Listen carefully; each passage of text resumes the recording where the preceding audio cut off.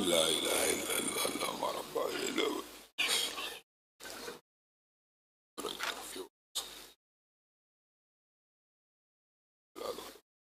صلی علی محمد وعلی آل محمد کما صلیت علی ابراہیم وعلی آل محمد کما بارکت علی ابراہیم.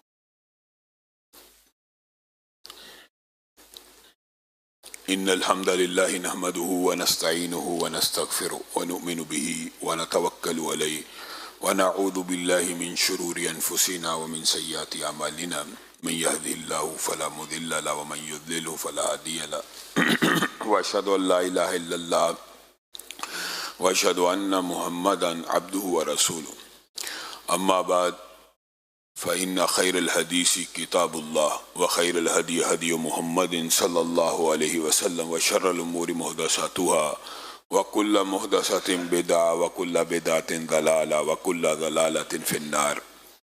أعوذ بالله من الشيطان الرجيم. لقد كان لكم في رسول الله أسوة. تمام قسم کی تعریفات اور حمد و ثنا اللہ مالک الملک کے لیے ہیں جو تمام کائنات کے خالق مالک و رازق ہیں، جو اپنے بندوں پر بے شمار انعامات کرنے والے ہیں، جو ہمیشہ سے ہیں اور ہمیشہ ہی رہیں گے، نہ جن کی ذات میں کوئی شریک ہے نہ جن کی صفات میں کوئی شریک ہے. حمد و ثنا کے بعد لاکھوں کروڑوں درود و سلام ہوں اس ہستی اقدس و مقدس پر کہ جن کا نام نامی اور اسم گرامی حضرت محمد رسول اللہ صلی اللہ علیہ وآلہ وسلم ہے، جنہیں تمام کائنات کا ہادی رہنما مقتدی پیشوا رہبر امام بنا کر بھیجا گیا اور جن کے قلب اطہر پر اللہ رب العزت نے اپنی آخری کتاب حمید کو نازل فرمایا. حمد و ثنا اور درود و سلام کے بعد لاکھوں رحمتیں ہوں آپ کے صحابہ پر، تابعین پر، تبع تابعین پر، واعظین، مبلغین، محدثین، مصنفین پر کہ جن کی وجہ سے اسلام ٹھیک اور مکمل حالت میں ہم تک پہنچا. معزز سامعین گرامی قدر، گزشتہ خطبے میں یہاں پہ ہم نے اپنی بات کو ختم کیا تھا کہ رسول اللہ صلی اللہ علیہ وسلم نے اس مچھلی کو کھایا بھی اور کہا یہ اللہ کی طرف سے تمہارے لیے بندوبست کی گئی ایک خوراک تھی، اگر تمہارے پاس موجود ہے تو مجھے بھی دو. تو صحابہ نے جو اس کو جمع کیا ہوا تھا رسول اللہ کی خدمت میں پیش کیا تو رسول اللہ صلی اللہ علیہ وسلم نے کھا بھی لی.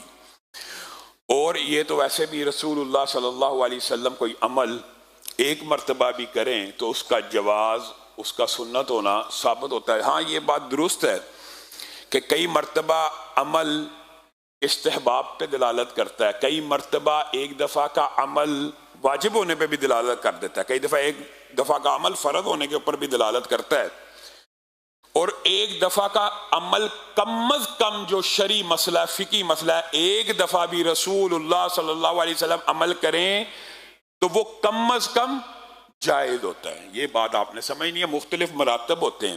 ایک دفعہ حج کیا ہے اس کا یہ مطلب نہیں ہے کہ اجازت ہے، فرض ہو گیا. ایک دفعہ کوئی کام کیا مستحب ہو گیا، ایک دفعہ کوئی کام کیا نفل ہو گیا، ایک دفعہ کوئی کام کیا سنت سمجھ کے ساری زندگی اپنایا جا سکتا ہے. اور کئی مرتبہ کچھ کام ایسے ہوتے ہیں جو ایک مرتبہ اس لیے کیے جاتے ہیں تاکہ امت کو اجازت مل جائے، رخصت مل جائے، امت اس کے اوپر عمل کر لے تو حرج کی بات نہیں. اگرچہ یہاں سے مچھلی کا کھانا رسول اللہ کی عمل سے ثابت ہوتا ہے، لیکن آپ کے سامنے گزشتہ خطبے میں یہ بات رکھی تھی کہ دنیا بھر کے منکرین حدیث اگر جمع ہو جائیں تو مچھلی کو، اکیلے مچھلی کو قرآن پاک سے حلال نہیں کر سکتے، بلکہ یہ قرآن پاک کے مخالف ہے. کیوں؟ رسول اللہ صلی اللہ علیہ وسلم کی حدیث کے علاوہ قرآن پاک میں واضح طور پہ آیتیں اتری ہیں کہ مردار حرام ہے، مردار حرام ہے. اور لفظ مردار کے ساتھ میتہ کا لفظ ہے، میت کا یا میتہ کا لفظ ہے کہ مردار حرام کر دیا گیا. لیکن رسول اللہ صلی اللہ علیہ وسلم کی جو حیثیت ہے وہ شارح کی بھی ہے اور شارع کی بھی ہے. آپ جو اس کی تشریح فرمائیں وہی قبول ہے، یا آپ جو مسئلہ بیان کریں وہی حرف آخر ہے. تو رسول اللہ صلی اللہ علیہ وسلم کی اس کے علاوہ بھی حدیث موجود ہے، اس عمل کے علاوہ، کہ میرے اوپر یا رسول اللہ صلی اللہ علیہ وسلم کے الفاظ دو طرح کے ملتے ہیں، احلت لنا بھی ہے، احلت لکم بھی ہے، کہ ہمارے لیے یا تمہارے لیے دو چیزوں کو، دو مردار کو حلال کر دیا گیا، یعنی مردار حرام ہے لیکن استثناء ہے، دو مردار حلال ہیں، ایک مچھلی ہے اور ایک جراد ہے۔ رسول اللہ صلی اللہ علیہ وسلم نے یہ حدیث کہہ کے بھی بیان کی ہے کہ تمہارے لیے دو مردار حلال کر دیے گئے، ایک حوت یعنی مچھلی اور ایک جراد، جراد کہتے ہیں ٹڈی کو۔ اور جو سندھ کے علاقے کے لوگ ہیں، بلکہ پنجاب کے اندر بھی پائی جاتی ہے، جس کو گراس ہاپر بڑا ہوتا ہے اور اس کو ٹڈی کہتے ہیں، جس کو ٹڈی دل بھی کہتے ہیں، کہ ان کا حملہ ہو جائے تو پوری کی پوری فصلیں کھا جاتی ہیں۔ سندھ کے اندر گزشتہ سالوں میں اس نے حملہ کیا تھا اور سندھ کے لوگوں نے اس کو پکڑ کے کھایا بھی تھا، اور سندھ کے کلچر میں موجودہ، گویا عرب کے کلچر میں یہ جو فصلوں پہ حملہ کرنے والی ٹڈی تھی، اس کو رسول اللہ صلی اللہ علیہ وسلم نے حلال قرار دے دیا۔ اس کی کچھ وجوہات بھی ہیں، خیر سائنس اور علتیں ضروری نہیں ہوتا کسی حکم کی معلوم ہو جائیں، لیکن رسول اللہ صلی اللہ علیہ وسلم نے اس کے کھانے کی جو اجازت دی ہے تو اللہ کی طرف سے بھی اجازت ہے۔ اس ایک حدیث سے ہی دو باتیں سمجھ آتی ہیں، جو میں نے آپ کو پچھلے خطبے میں بھی کہا تھا کہ میرا ذاتی رجحان بھی اس طرف ہے کہ مردار سمندر کا حلال ہے، کون سے والا؟ جس کو سمندر سے نکالا جائے اور وہ مر جائے، جس کو سمندر سے نکالا جائے اور وہ زندہ رہے، اس کا حکم کیا ہوگا؟ اس بارے میں چند باتیں آپ کے سامنے رکھیں گے۔ لیکن جراد کے لفظ سے ایک بات سمجھ آتی ہے، رسول اللہ صلی اللہ علیہ وسلم نے جراد کو لفظ کے ساتھ، نام کے ساتھ حلال قرار دیا۔ اس سے بھی ایک فقہی کلیہ نکلتا ہے کہ جب کسی قبیلے کے یا کسی کنبے کے یا کسی فیملی کے ایک فرد کا ذکر کر کے یا ایک جنس کا ذکر کر کے حلال قرار دیا جائے تو آٹومیٹیکلی باقی اجناس کیا ہو جاتی ہیں؟ حرام۔ ہاں، کیونکہ ایک کو حلال کیا، اگر وہ پہلے سے حلال تھی تو حلال نہ کہا جاتا، حلال کہا گیا، اس کا مطلب ہے باقی حرام ہے۔ تو یہاں سے ایک کلیہ یہ بھی نکلتا ہے کہ حشرات الارض جتنے بھی ہیں سارے حرام ہیں۔ حشرات الارض میں سے رسول اللہ صلی اللہ علیہ وسلم نے صرف ایک کا نام لے کے ذکر کیا، گویا یہ مکھی، کیڑے مکوڑے، یہ ساری چیزیں جتنی بھی ہیں، چاہے آپ کو کوئی کیڑا ایسا لگتا ہے یہ جی گندگی نہیں کھاتا، یہ جی بڑا صاف ستھرا، نہیں، حشرات میں سے صرف جراد حلال ہے، باقی سارے کے سارے حشرات حرام ہیں۔ یہ کلیہ ہے۔ اور البتہ آپ کو پتہ ہے چند استثناء اور چند علماء کا موقف کچھ فرق بھی ہوتا ہے۔ بعض علماء یہ کہتے ہیں جی خبائث جو ہیں وہی صرف حرام ہے وغیرہ، لیکن راجح موقف یہی ہے کہ حشرات سارے کے سارے حرام ہیں الا جراد کے، اور جراد کے حلال کہنے سے باقی حشرات خود بخود حرام ہو گئے۔ یہ تو ہو گیا حشرات الارض کا مسئلہ۔ دوسرا مسئلہ یہ ہے کہ جو زمینی جانور ہیں، بات آئی ہے اس لیے اس بات کو بیان کر رہے ہیں، اور یہ کلیہ اور یہ فائدہ مند ہوتی ہے انسان کی پوری زندگی کے لیے۔ جو زمین کے اوپر بری جانور ہوتے ہیں، بری جانور، ان کا کیا حکم ہے؟ رسول اللہ صلی اللہ علیہ وسلم نے بری جانوروں کے بارے میں ایک کلیہ بیان کیا۔ رسول اللہ صلی اللہ علیہ وسلم نے فرمایا، اس کا مفہوم آپ کے سامنے رکھ رہا ہوں، کہ ہر بری جانور حلال ہے سوائے ذی ناب کے۔ ہر بری جانور حلال ہے سوائے ذی ناب کے۔ ذی ناب کس کو کہتے ہیں؟ انگلش میں اس کو کارنیورس کہتے ہیں، اور اردو میں آپ کے معروف ہے کہ یہ دو جو نکیلے دانت ہوتے ہیں، دو نکیلے دانت انسان کے بھی ہوتے ہیں، آپ جانوروں کو دیکھیں، یعنی جس کے پوائنٹر بنے ہوئے ہوں اور بڑے نوکدار دانت ہوں، وہ جس بھی جانور کے ہوں، آپ جگالی کرنے والے جانور دیکھیں ان کے دانت سیدھے ہوں گے، سیدھے، ان کے دانت کے اندر کناروں کے اوپر جا کے نکیلے دانت نہیں موجود ہوں گے۔ تو وہ سارے کے سارے جانور جن کے دانت سیدھے ہیں، چرنے والے جانور ہیں، ان کو چرنے والے جانور بھی کہتے ہیں، وہ سارے کے سارے حلال ہیں۔ لیکن جن جانوروں کے دانت نکیلے ہوں وہ آٹومیٹک سارے کے سارے حرام ہو جائیں گے۔ اب یہاں پہ ایک بات غور کرنے کی ہے۔ چلو سور کو، خنزیر کو تو بعض لوگوں نے یہ تقسیم بھی کی، کھروں والے جانور غیر کھروں کا، یہ رسول اللہ صلی اللہ علیہ وسلم نے اس کی تقسیم نہیں کی، یہ تقسیم رسول اللہ نے ناب کے حوالے سے بس کی ہے۔ یہاں پہ ایک سوال پیدا ہوتا ہے کہ ہم چرنے والے جانوروں کا مشاہدہ کریں تو ان میں ایک جانور ایسا ہے جس کے دانت نکیلے نہیں ہیں لیکن وہ بھی حرام ہے، تو وہ کس اصول کے تحت حرام ہوا؟ وہ کون سا جانور ہے؟ گدھا۔ گدھا، اس کے دانت چرنے والے جانوروں جیسے ہیں اور اس کے اندر حرام کی کوئی علت پائی نہیں جاتی، وہ کیسے حرام ہوا؟ تو یاد رکھیے، جس طرح رسول اللہ صلی اللہ علیہ وسلم نے نام لے کے بعد کو حلال قرار دیا جیسے جراد کو، اسی طرح رسول اللہ صلی اللہ علیہ وسلم نے بعض جانوروں کا نام لے کے اس کو حرام قرار دیا۔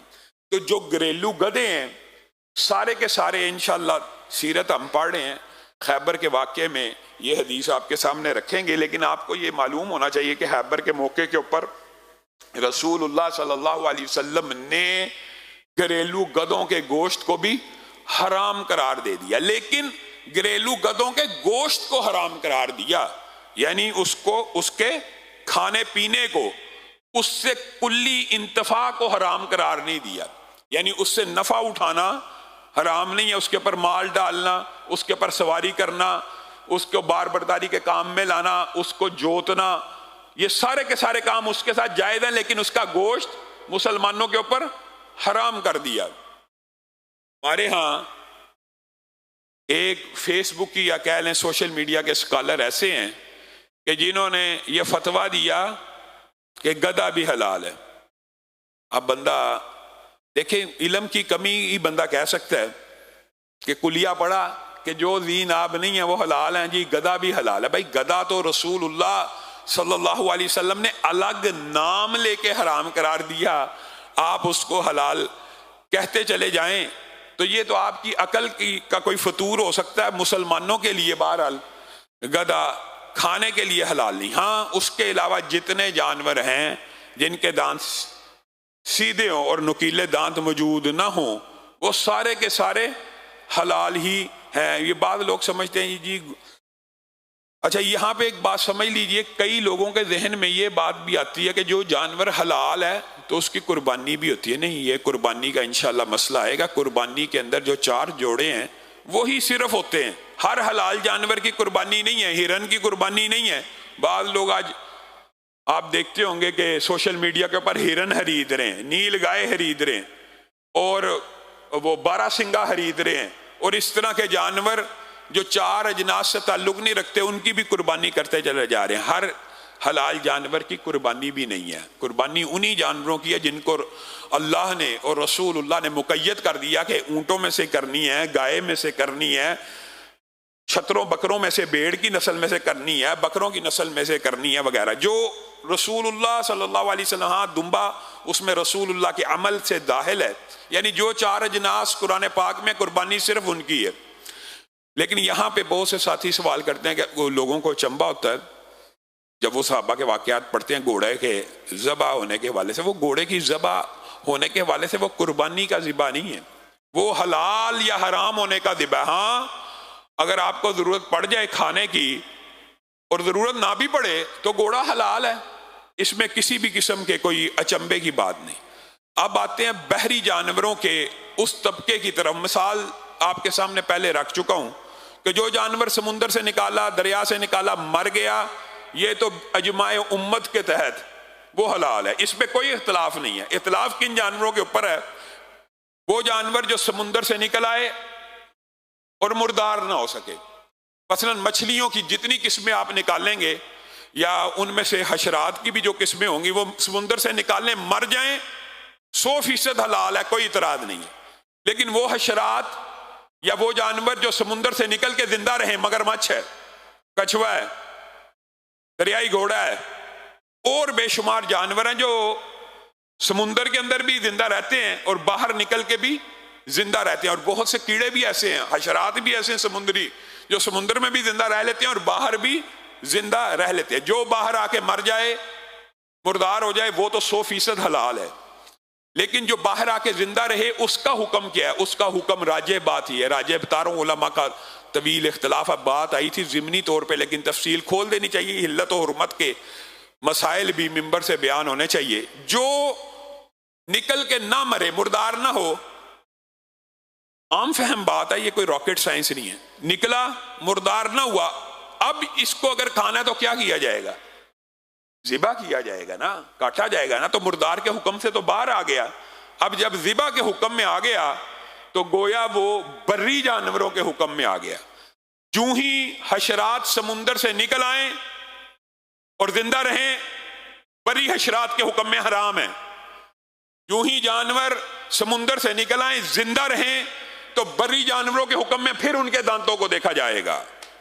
اگر ان کے دانت نکیلے ہوں گے تو حرام، اگر غیر نکیلے ہوں گے اور چرنے والے ہوں گے تو بری جانوروں کے حکم کے مطابق حلال۔ تو اس کلیے کے مطابق علماء کا جو جمہور علماء کا جو راجع موقف ہے وہ یہی ہے کہ یہ جو مگرمچھ ہیں اور اس طرح کے جتنے جانور باہر نکل کے زندہ رہتے ہیں اور ان کے دانت نکیلے ہیں، یہ سارے کے سارے حرام ہیں۔ یہ راجع موقف ہے۔ بعض علماء کا، بعض قدیم علماء کا اس حدیث کے اوپر کہ اس کا پانی طاہر اور مطہر ہے اور اس کا مردار حلال ہے، انہوں نے اس سے کلی حلت بھی بعض علماء نے مراد لی ہے، لیکن یہ بات راجع نہیں ہے۔ تیسری بات رہ گئی آخری، ہم نے بری کا حکم اور بحری کا حکم آپ کو بتلا دیا۔ ہاں ایک بات آ گئی ہے، چونکہ مگرمچھ کا ذکر آیا ہے تو وہ بھی بیان کر دینی چاہیے۔ ہر رینگنے والا جانور رسول اللہ صلی اللہ علیہ وسلم کی ایک حدیث کے نزدیک کے ذریعے بھی حرام ہے۔ وہ کیسے؟ رسول اللہ صلی اللہ علیہ وسلم نے فرمایا تمہارے لیے ذب کو حلال کر دیا گیا۔ اب جب میں نے جراد کے موقع کے اوپر آپ کے سامنے رکھا، جب حشرات کی قبیل میں سے ایک کو حلال کیا باقی حرام، تو جب چھپکلیوں کی، رینگنے والوں کی ایک خاص یہ فیملی ہے، اس میں سے رسول اللہ صلی اللہ علیہ وسلم نے صرف ذب کو حلال کیا تو باقی تمام کے تمام اس سے تعلق رکھنے والی فیملی کے جتنے بھی اس فیملی سے تعلق رکھتے ہیں سارے کے سارے حرام ہیں۔ ہاں یہ بات ضرور ہے کہ ہمارے معاشرے میں ذب کے حوالے سے ترجمے اول جو کیے گئے ہیں وہ درست نہیں ہیں۔ ذب کا ترجمہ اول جو قدیمی آپ کتب دیکھیں نا اردو کی، جو حدیث کی کتابوں کے ترجمے میں، وہاں پہ گو کیا گیا ہے، گو اس کا ٹرانسلیشن نہیں ہے۔ پھر اس کی ٹرانسلیشن سانڈا کی گئی ہے، سانڈا بھی اس کی ٹرانسلیشن نہیں ہے۔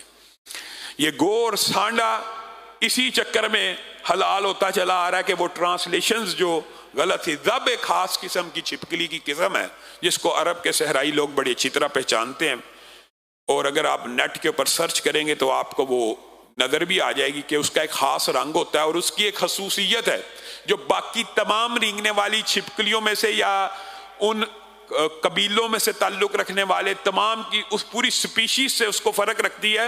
وہ یہ ہے، وہ 40 دن میں 40 ڈیز میں ایک قطرہ پیشاب کرتی ہے۔ وہ جو ذب ہے جس کو رسول اللہ صلی اللہ علیہ وسلم نے حلال قرار دیا ہے، یہ بھی صحرائی لوگوں کی عادت ہے۔ اور آج بھی میں جب مدینہ یونیورسٹی میں پڑھا کرتا تھا تو ہمارے استاد جراد کو ایک مرتبہ پکا کے لے آئے، تو آپ کو پتا ہے ہمارے برے صغیر میں تو اس سے کراہت محسوس ہوتی ہے، لیکن انہوں نے کہا کہ یہ کھاؤ۔ خیر میں نے تو نہیں کھایا، لیکن طالب علموں کو انہوں نے کہا کہ یہ رسول اللہ نے حلال قرار دیا، تو میں نے ان کو کہا کہ ہر حلال چیز کا کھانا کوئی ضروری تو نہیں ہے۔ میں بچ گیا، باقی تمام طالب علموں کو چکھنی پڑی۔ تو اسی طرح وہ جو ایک خاص ذب ہوتی ہے نا، وہ بھی حلال ہے، اور وہ عرب کھاتے ہیں اور وہاں پہ بکتی ہے وہ، اور ان کی یہ نہیں کہ مجبوری سے کھاتے ہیں، مرغوب غذاؤں میں شامل ہے جو صحرائی بدو ہیں۔ جو تیسری خاص قسم رہ گئی وہ یہ ہے کہ بری کا حکم آ گیا، بحری کا حکم بھی آ گیا، رینگنے والوں کا بھی، حشرات کا بھی۔ ایک حکم ہے اڑنے والے پرندوں کے حوالے سے۔ جتنے فضائی پرندے ہیں اصل ان میں بھی حلت ہے، لیکن جو ذی مخلب ہوں، ذی مخلب سے مراد یہ ہوتا ہے، رسول اللہ صلی اللہ علیہ وسلم نے جیسے ذی ناب درندوں میں سے کہا، چوپاہوں میں سے کہا کہ ذی ناب جو ہیں وہ حرام ہیں، اسی طرح پرندوں میں سے کہا ذی مخلب جو ہیں وہ حرام ہیں۔ ذی مخلب کی آسان ٹرانسلیشن یہ ہے، ہر ایسا پرندہ جو پنجے سے پکڑے، پنجے سے حملہ کرے اور پنجے سے شکار کرے، وہ ذی مخلب ہے۔ جیسے یہ دو نکیلے دانتوں سے درندے شکار کرتے ہیں اور اپنے شکار کو پکڑتے ہیں، ویسے ہی اڑنے والے پرندوں کی رسول اللہ نے دو کیٹیگریز بیان کر دی۔ ایک وہ ہیں جو چونچ سے کھاتے ہیں، جو صرف اپنے منہ سے کھاتے ہیں، وہ سارے کے سارے حلال، اور ایک وہ ہیں جو پنجوں سے حملہ کرتے ہیں، وہ سارے کے سارے حرام۔ ایک اور کلیہ جو ضمنی طور پہ بات ہے وہ سمجھنے کی ضرورت ہے۔ بعض لوگ یہ سمجھتے ہیں کہ گوشت ہور جو ہوتا ہے نا وہ حرام ہوتا ہے، یہ کلیہ درست نہیں ہے۔ مچھلی کو کھاتی ہے وہ حلال ہوتی ہے۔ اسی طرح پرندوں کے اندر چونچ سے کھانے والے بھی گوشت خور ہوتے ہیں اور پنجوں سے کھانے والے بھی گوشت خور ہوتے ہیں، تاکہ جو مرغیاں آپ رکھتے ہیں یہ بھی کیڑے مکوڑے کھا جاتی ہے۔ تو پرندوں کے لیے یا ان جانوروں کے لیے حلال حرام وہ نہیں ہوتا جو انسانوں کے لیے ہوتا ہے۔ اصل کلیہ وہ یہ ہے کہ پنجوں سے حملہ کرنے والا ہر جانور، ہر پرندہ جو ہے وہ حرام ہے۔ ذی مخلب سے مراد آسان ٹرانسلیشن یہ ہے۔ تو اس کا مطلب یہ ہوا کہ چونچ سے چگنے والے تمام کے تمام پرندے حلال ہو گئے۔ یہاں پہ لیکن بعض پرندوں کے حوالے سے بڑی دلچسپ بات آئی۔ ہمارے استاد محترم اللہ تعالیٰ انہیں غریق رحمت کرے، مفتی عبید اللہ عفیف بہت بڑے مفتی تھے، فتوے کے باب میں ان کا فتویٰ اہل حدیث طبقہ فکر میں ایک حجت مانا جاتا ہے۔ انہوں نے خود یہ بیان کیا کہ میں اس حدیث کے اوپر جب شرح پہ پہنچا تو شرح لکھنی ہوئی تو میرے ذہن میں اشکال پیدا ہوا۔ وہ اشکال کس پرندے کے بارے میں پیدا ہوا؟ جو تھوڑا سا مشکل ہے، مطلب کہ اس کو یہ ڈیفرنشیٹ کرنا تھوڑا سا مشکل ہے کہ بھائی وہ چونچ سے کھاتا ہے یا پنجے سے کھاتا ہے۔ وہ کون سا پرندہ ہے؟ طوطا۔ طوطے کے حوالے سے طوطے کی جو فطرت ہے وہ عجیب ہوتی ہے، وہ خوراک کو پنجے سے بھی پکڑ لیتا ہے۔ امرود کھانا ہو ساتھ ساتھ چونچ سے کھا رہا ہے، ساتھ پنجے کا بھی استعمال کر رہا ہے۔ تو یہ کچھ پرندے ایسے ہیں صرف جو جن کے بارے میں حکم لگانا مشکل ہوتا ہے۔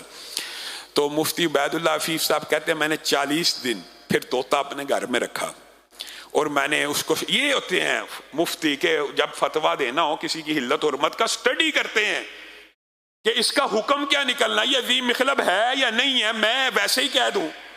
تو پھر 40 دن اس کا مشاہدہ کرنے کے بعد انہوں نے کہا جس طرح مرغی یا دیگر چونچ والے پرندے اپنے پنجوں کا کبھی کبھی خوراک کے لیے استعمال کرتے ہیں، میں اس نتیجے میں پہنچا ہوں کہ طوطا بھی چونچ سے کھانے والا جانور ہے، وہ پرندے سے حملہ آور یا جھپٹنے والا جانور نہیں ہے۔ میں اس کی یعنی عادات کا مشاہدہ کر کے ہی انہوں نے فتویٰ جاری کیا، اور یہی طوطے کے حوالے سے راجع موقف ہے، اگرچہ بعض علماء نے اس کو پنجے سے پکڑنے والا بھی کہا ہے، لیکن راجع بات یہی ہے۔ اللہ رب العزت جو کہا گیا، جو سنا گیا، اس کو سمجھنے کی توفیق عنایت فرمائے۔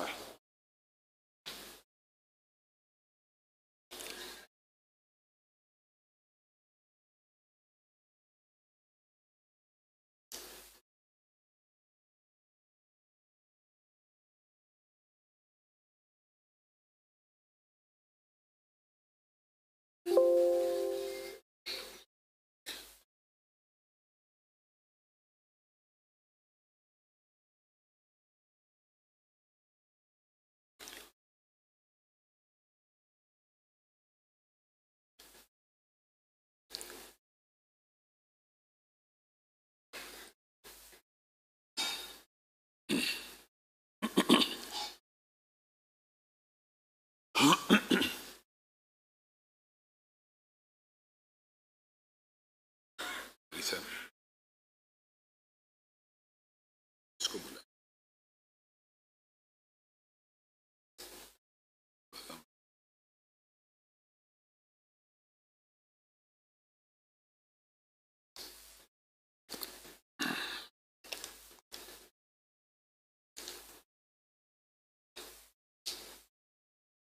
لگا ہوا۔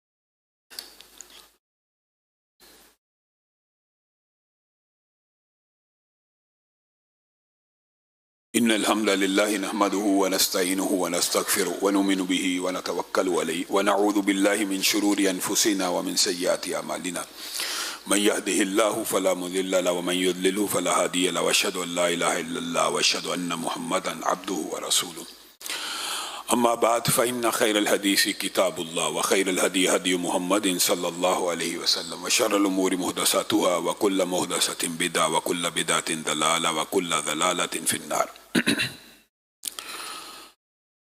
معزز سامعین گرامی قدر، سب سے پہلے تو ہماری جماعت کے لیے بالخصوص اور امت مسلمہ کے لیے بالعموم ایک بڑی افسوس اور دکھ کی خبر پچھلے ہفتے سنائی دی کہ مولانا عبدالسلام بھٹوی صاحب اللہ رب العزت کی بارگاہ میں پیش ہو گئے. انا للہ و انا الیہ راجعون. اللہ تعالیٰ انہیں غریق رحمت فرمائے اور ان کو جنت الفردوس میں جگہ عنایت فرمائے.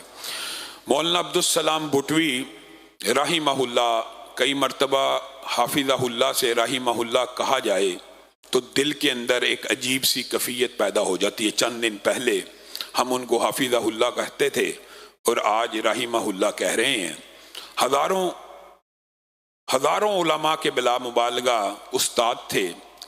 حضرت حافظ محمد گوندلوی رحمہ اللہ کے لائق فائق اور بہترین شاگردوں میں سے تھے. ایک ایسے عظیم شاگرد کے جنہوں نے قرآن پاک کی جب تفسیر کو لکھنے کا ارادہ کیا تو اپنے ذہن میں ایک خاکہ مرتب کیا کہ میں قرآن پاک کی ایک ایسی تفسیر لکھوں گا جو 1400 سال سے کسی نے نہ لکھی ہو، اور ذہن میں یہ خیال اللہ ہی نے ڈالا، ایسی تفسیر لکھ کے جاؤں گا کہ جس میں کوئی حدیث بھی ضعیف نہیں لاؤں گا.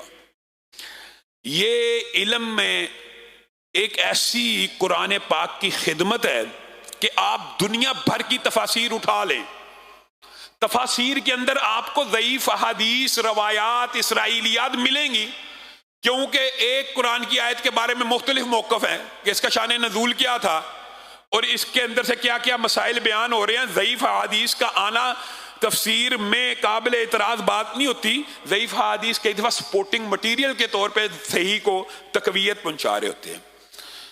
بعض علماء کا تو یہاں تک کہنا ہے کہ وہ اپنے ارادے میں اس حد تک کامیاب ہوئے. ارادہ انہوں نے یہ کیا، اگرچہ کچھ روایات لے کے آئے لیکن ایک حدیث بھی اپنی تفسیر میں ایسے نہیں لے کے آئے جس کو موضوع من گڑت کہا جائے. سبحان اللہ، ایک حدیث ایسی نہیں لے کے آئے اور پھر بھی قرآن پاک کی پوری تفسیر کی. اور آج کے علماء، جو بندہ ابتدائی طور کے اوپر قرآن پاک کی تفسیر ڈیٹیل کے بغیر اور مسترد اور ٹھوکر لگے بغیر پڑھنا چاہے، وہ مولانا عبدالسلام بھٹوی رحمہ اللہ کی تفسیر کو خرید لے. اللہ کے فضل و کرم سے اس میں کی گئی 90% باتیں صحیح الاسناد ہیں. آپ وہ پڑھیں اور آپ وہ بہترین تفسیر کر سکتے ہیں. یہی علماء کا صدقہ جاریہ آج دنیا میں نہیں ہے. پتہ نہیں کتنے سال ان کی تفسیر کو پڑھا جائے گا. جو شخص ان کی تفسیر پڑھے گا ان کی نیکیوں میں اضافہ ہوتا چلا جائے گا. اللہ تعالیٰ ان کی مغفرت فرمائے اور ان کو جنت الفردوس میں جگہ دے. دوسری اہم بات، آج آپ کے سامنے باتیں زیادہ رکھنی تھیں اس لیے پہلے خطبے کو مختصر کیا ہے، لیکن وقت پھر بھی تیزی سے گزر جاتا ہے. دوسری نہایت اہم بات، ہم جس خطے میں بیٹھے ہیں پہلے بھی آپ کے سامنے رکھ چکا ہوں، یہ خطہ آپ کا اور میرا. اسلام قبول کرنا، اس کی نیکیاں بھی اس لشکر کو مل رہی ہیں جو محمد بن قاسم کی قیادت میں اس خطے میں آیا. کس وجہ سے؟ بر صغیر کی ایک بیٹی کی پکار اور آواز کے اوپر اس خطے کے اندر اسلام کو داخل کیا گیا، اور آج مسلمان اس خطے کے اندر اکثریت میں موجود ہیں، بہت بڑی تعداد میں موجود ہیں. یہ وہ خطہ ہے کہ جو پورے کا پورا اسلام کی روشنی سے مزین ہوا، آراستہ ہوا، پیراستہ ہوا ایک مظلوم بیٹی کی پکار کے اوپر. محمد بن قاسم جو محسن ہیں وہ آیا، آزاد کروا کے مسلمانوں کو ایک نئی ریاست، نیا ٹکڑا دے کے چلا گیا.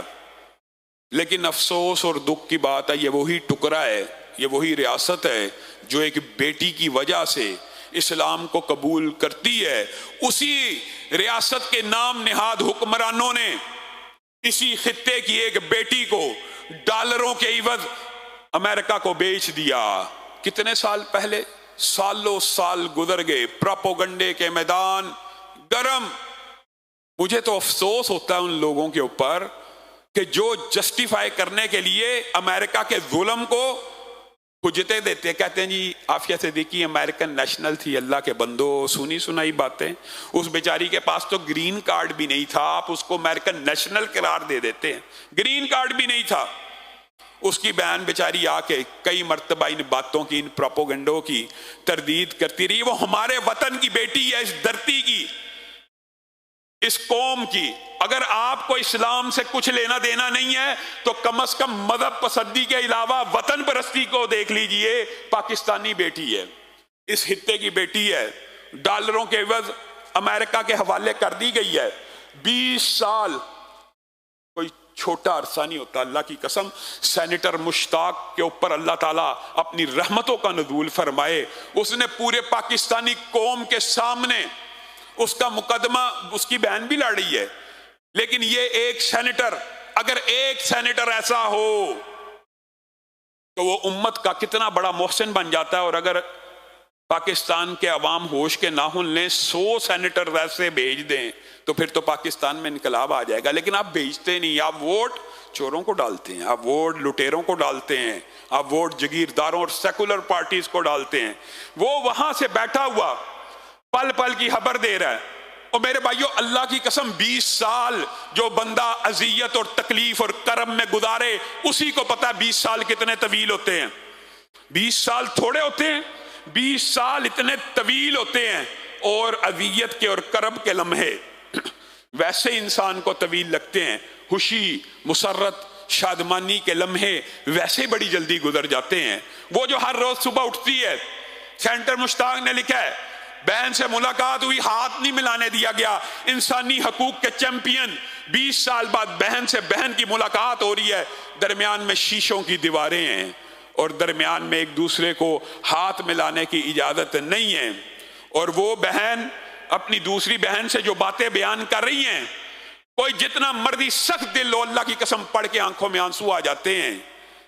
اے میری بہن، میں ہر روز 20 سال ہر روز صبح اٹھتی ہوں، سب سے پہلے اپنے بچے یاد آتے ہیں۔ اور بچے تمہارے اور میرے نہیں ہیں، سب سے پہلے ماں یاد آتی ہے۔ اس بیچاری کو یہ بھی نہیں پتا کہ ماں اس کے غم میں دنیا سے چلی گئی ہے۔ ہر روز اٹھتی ہوں، مجھے اپنے بچے یاد آتے ہیں۔ میرے بچے کیسے ہیں؟ 20 سال سے نہیں دیکھا۔ میری ماں مجھے یاد آتی ہے، ماں کو ساتھ لے کے کیوں نہیں آئی؟ 20 سال گزر گئے، آج اگر ملاقات کے لیے آ گئی ہو تو ماں کہاں ہے؟ نہیں بتا سکی۔ بچے میرے کیسے ہیں؟ میں اپنے بچوں کو یاد کرتی ہوں، میں ہر روز صبح اٹھ کے ان کو یاد کرتی ہوں۔ اللہ کے لیے مجھے اس جہنم سے نکال کے لے جاؤ۔ کون لے جائے؟ اللہ کے لیے مجھے اس جہنم سے نکال کے لے جاؤ۔ میرے پر تشدد کیا جاتا ہے، مجھے اذیت دی جاتی ہے، میرے دانتوں کو توڑ دیا گیا ہے، میرے سر کے اوپر حملہ کر دیا گیا ہے۔ جب میں اپنے بچوں کی یاد میں بے چین ہو جاتی ہوں اور میں اس صبر کی کیفیت سے باہر نکل آتی ہوں، تو ظاہر ہے انسان کیا کرتا ہے؟ جزا فضا چیخو پکار کرتا ہے۔ جب میں یہ کام کرتی ہوں مجھے مارا جاتا ہے۔ اللہ کی قسم، میں اور آپ ہوں ایسی زندگی سے مرنے کو ترجیح دے دیں۔ یہ زندگی ہے۔ اور سینیٹر مشتاق نے 100% درست کہا ہے۔ پتہ نہیں کتنے حکمرانوں کا کل یہ گریبان عافیہ صدیقی کے ہاتھ میں ہوگا۔ اللہ کی قسم ہوگا۔ جن نے بیچا ہے اس کے گریبانوں کو پکڑے گی اور پتہ نہیں کتنے حکمرانوں کو اپنے ساتھ جہنم میں لے جائے گی۔ لیکن میرا اور آپ کا کیا کردار ہے؟ عافیہ صدیقی امریکن تھی، عافیہ صدیقی کے ساتھ جو ہوا درست ہوا۔ سینیٹر مشتاق نے ایک جملہ لکھا ہے جو بڑا معنی خیز ہے۔ انہوں نے لکھا ہے، اس عافیہ صدیقی کی رہائی کی چابی واشنگٹن میں نہیں پڑی بلکہ اسلام آباد میں پڑی ہے۔ آواز تو اٹھائیے، کیوں نہیں اٹھائی جاتی؟ آپ کو پتا ہے انسانی حقوق کی تنظیم میں وہاں پہ بھی موجود ہیں، اور میرے ذہن میں آتا ہے وہ 50 سینیٹرز امریکہ کے جو ہر روز इंसानी हकूक की बात करते हैं और 20 साल गुजर गए, तुम्हारा इंतकाम ठंडा नहीं हुआ, तुम्हारी सजाएं पूरी नहीं हुई, कैपिटल पनिशमेंट के तुम हलाफ हो, लेकिन इसे एक बेटी को निशान इबरत मुसलमानों के लिए बनाना चाहते हो, पूरी दुनिया के मुस्लिम हुक्मरानों के लिए भी। असल में तो इस्लाम एक उम्मत थी, आपने वतनीयत में तकसीम कर दिया। सिर्फ पाकिस्तान के हुक्मरान, चलो हम कहते हैं जिम्मेदार हैं, तो बाकी मुसलमान हुक्मरानों को भी एक मुसलमान बेटी के लिए कुछ तो आवाज उठानी चाहिए। इसकी रिहाई की चाबी वाशिंगटन में मौजूद नहीं है, इस्लामाबाद में मौजूद है, लेकिन वो रिहाई का ताला आप लोगों की आवाज उठाने से, आप लोगों के डट जाने से खुलेगा। क्यों नहीं खुलता? एक ही वजह है, क्यों नहीं खुलता आपके ख्याल में? अगर आ गई तो हर उस किरदार को बेनकाब कर देगी कि जिसने उसके पकड़ने में मुआवनत की है। सिर्फ यह वजह है। आफिया सिद्दीकी की रिहाई में यह चीज रुकावट है, बस कर दीजिए, मुशर्रफ दुनिया से चला गया, अब तो इसको वापस ले आइए, अब तो उसके लिए आवाज उठाइए। आपने और मैंने सोशल मीडिया के ऊपर अपनी इस बहन की रिहाई के लिए आवाज उठानी है, लेकिन वही बात पहले भी आपके सामने कह चुका हूं, हम ऐसे बेहिस्स हैं, ऐसे कमजोर हैं, ऐसे बेज़मीर हैं, तलवारें बेच दी हैं तो मुसल्ले खरीदनी हैं, तो फिर अब हम दुआएं कर सकते हैं अल्लाह ताला उसको आजाद करा दे। ये बेबसी है यार, अब तू जानता है ये बेबसी है। अल्लाह ताला हमारी इस बहन को आजादी नसीब करे। अल्लाह ताला सेनेटर मुश्ताक जैसे सेनेटर्स और इस जैसे दर्द दिल रखने वाले रहनुमा पाकिस्तान को मजीद मुहैया करे, लेकिन उसके लिए भी आपको जहन साजी की जरूरत है और आपको बदलने की जरूरत है। बात लंबी करना चाहता था तीसरी अहम बात के हवाले से, लेकिन चंद जुमलों के अंदर अपनी बात को मुकम्मल करूंगा और इंशाअल्लाह आइंदा खुतबे में मौका मिला तो इसको मुफस्सल बयान करेंगे। अल्लाह के फजलो करम से गुज़श्ता हफ्ते में मंगल के रोज पाकिस्तान के अहले हदीस के लिए बिलखसूस और अहले मजहब, अहले इस्लाम और दीन पसंदों के लिए बिलअमूम एक और बहुत बड़ा वाक़या और बहुत बड़ी खुशखबरी हुई कि जमीयत अहले हदीस पाकिस्तान, उसको 35 साल के बाद फ़ाल और बहाल कर दिया गया, जिसकी बुनियाद अल्लामा इहसान इलाही ज़हीर शहीद ने रखी थी, और जिस गुलशन को और जिस जमात को अपने खून देकर सेंचा, पाला, पोसा, जिस पौधे को तनावर दरख्त बना दिया, जब वो जमात अपने अरूज को पहुंची तो उस जमात को वाइंड अप कर दिया गया, उस जमात को लपेट दिया गया, उस जमात को बंद कर दिया गया। आपने कभी तरीहे इंसानियत में या सियासत में ऐसा देखा है कि कोई पार्टी अपने अरूज के ऊपर और उसको बंद किया जाए? पार्टियां बंद होती हैं जब जवाल आ जाए, पार्टियां बंद होती हैं जब लोग उसमें ना रहे। जिस जमात के अंदर अवाम का जम्मे गफीर मौजूद हो, अवाम की अक्सरियत हो, वो पॉपुलरिटी और अरूज की सरहदों को छू रही हो, उसको अगर बंद कर दिया जाए तो उसके अवामिल के ऊपर आपने गौर करना है कि क्यों बंद किया गया, क्या वजूहात थी, किस वजह से बंद किया गया।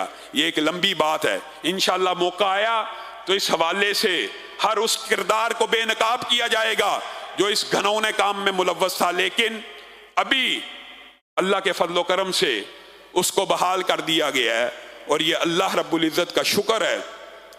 अल्लाह रब्बुल इज़्ज़त ने उसकी जमीयत के अंदर एक मनसब मुझे भी अता किया है और मैं सदर जमीयत अहले हदीस पाकिस्तान के हवाले से अपनी जिम्मेदारियों को अदा करूंगा। लेकिन एक बात मैं आपको कहना चाहता हूं, जिस दौर में मुझे इस वालिद साहब की जमात की क़ियादत मिली है, आप गवाह हैं।